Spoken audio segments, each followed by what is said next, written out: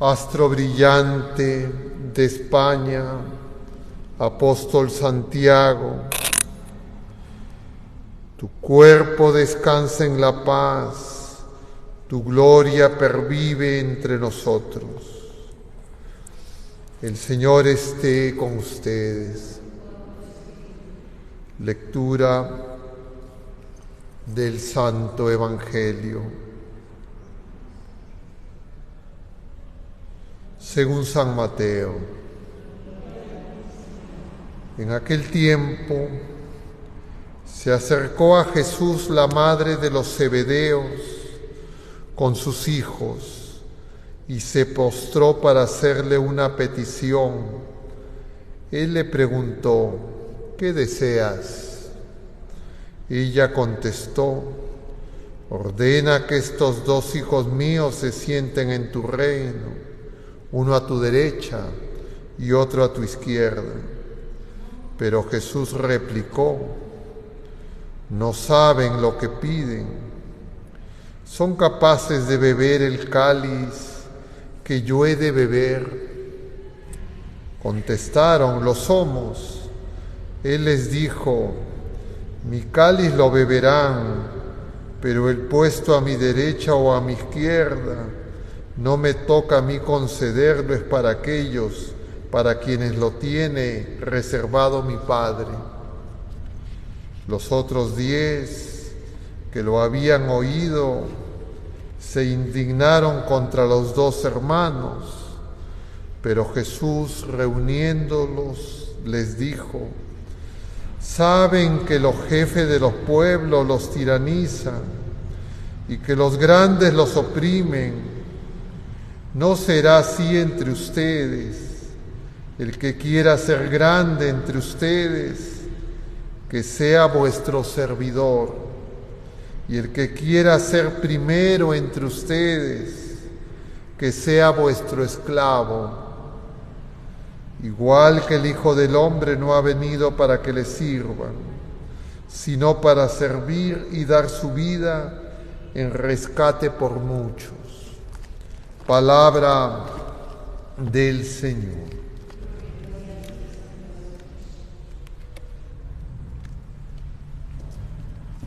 Muy queridos hermanos, en este 25 de julio, la Iglesia Universal celebra la fiesta del apóstol Santiago, que es patrono de España. En España es solemnidad.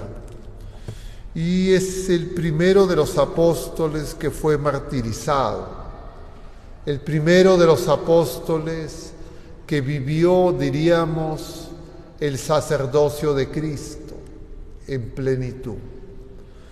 Y es una buena ocasión para reflexionar acerca de lo que significa ser enviado del Señor. Apóstol significa enviado.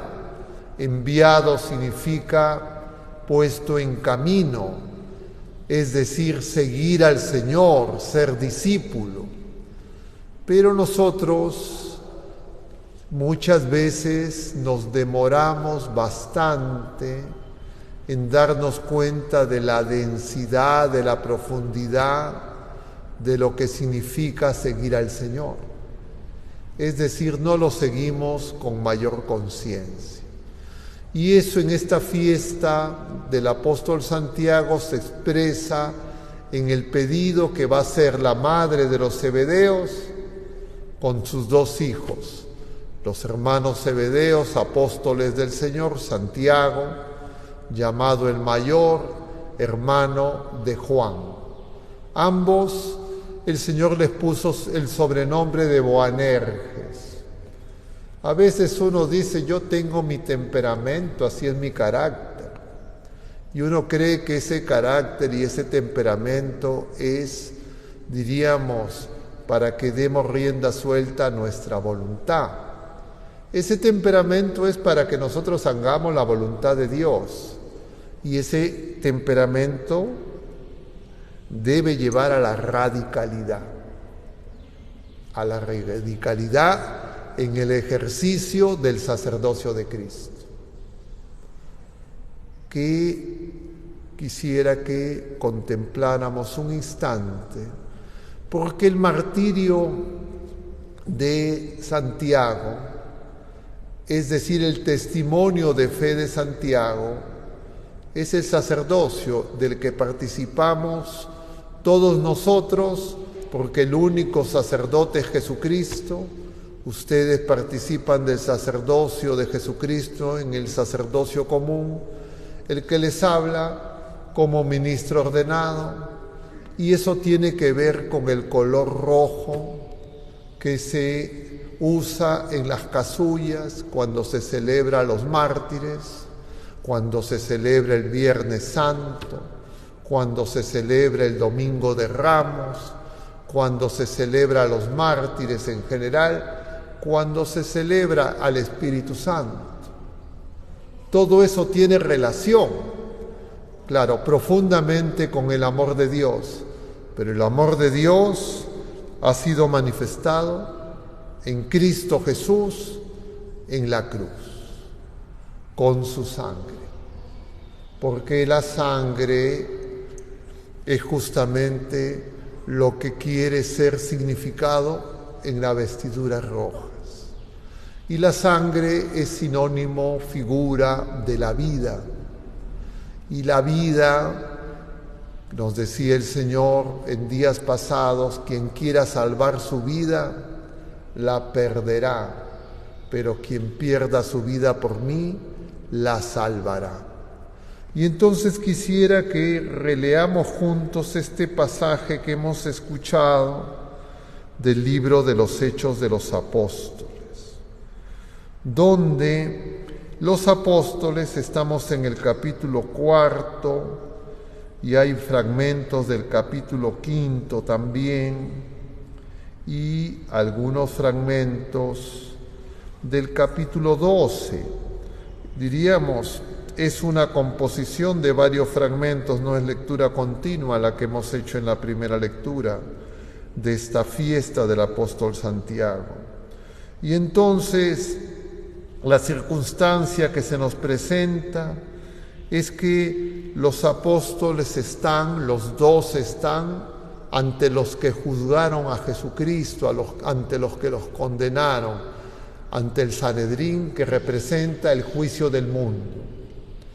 El mundo juzga las realidades según los criterios del mundo, que no son los de Dios. Pero cuando juzgue el mundo, cuando nosotros juzgamos, esa es la paradoja, nosotros estamos siendo juzgados por el Señor y no nos damos cuenta, porque el pecado nos confunde, hace que nuestros juicios sean errados, equivocados. El Señor por eso nos dice que nosotros no estamos llamados a juzgar a las personas, porque cuando juzgamos a las personas, juzgamos a Jesucristo sin darnos cuenta.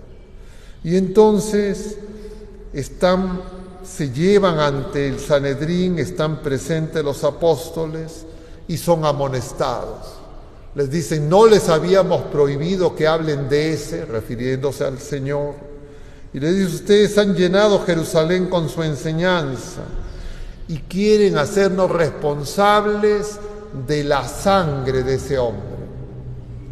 Y entonces los apóstoles le responden, hay que obedecer a Dios antes que a los hombres, y les dicen, el Dios de nuestros padres resucitó a Jesús, a quienes ustedes mataron, colgándolo del madero. Y eso es el pecado. Jesús, salva a su pueblo del pecado, sube a la cruz voluntariamente por el pecado. Y esos miembros del Sanedrín, sin darse cuenta, estaban celebrando su ministerio sacerdotal. Estaban ejecutando no al cordero criado en esos corrales, sino al Cordero de Dios. Y nosotros Todos nosotros en Cristo, nos guste o no nos guste, ejercemos ese ministerio y hay dos posibilidades. O lo ejercemos en el pecado, lejos del Señor, y de esa manera ese pecado que es llevar al Cordero a la cruz, al sacrificio, y ejercemos el sacerdocio, pero para nuestra condenación, o ejercemos el sacerdocio, también llevamos al Señor a la cruz, porque somos pecadores, pero para implorar su misericordia y su perdón, y entonces somos redimidos. Es decir, la diferencia no está en que unos llevan al Señor a la cruz y otros no lo llevan. Toda la humanidad entera, excepto nuestra Madre Santísima, lo lleva a la cruz. Pero unos, para juzgarlo, para acusarlo a Él, como si es que Él fuera el culpable, hacerlo culpable de lo que ocurre, y otros sabiendo que en la cruz esa sangre nos purifica, nos cura, nos sana y nos da vida. Y entonces uno en algún momento se tiene que dar cuenta. Y entonces uno comprende que la diferencia que uno tiene, entre comillas, con los malvados, con los pecadores, no es porque nosotros somos inocentes y no hemos juzgado al Señor, porque eso es el pecado. A menos que ustedes digan, yo no soy pecador, nunca he pecado. Entonces tal vez hay una nueva manifestación del Señor en otra persona que, como nuestra Madre Santísima, es sin pecado concebida, pero eso no es la realidad. Y entonces eso nos sirve para que nosotros no nos creamos mejores que los demás. La diferencia es que nosotros acudimos a su misericordia y los otros, ciegos, enceguecidos, no se dan cuenta de esa medicina y de ese poder de vida. Y entonces pues no es que somos mejores, no es que hay qué barbaridad los demás, al contrario, tendríamos que compadecernos, porque son, diríamos, como una humanidad toda enferma, donde algunos conocen cuál es la medicina, acceden a la medicina, se pueden curar, se pueden sanar, se pueden salvar y pueden tener vida.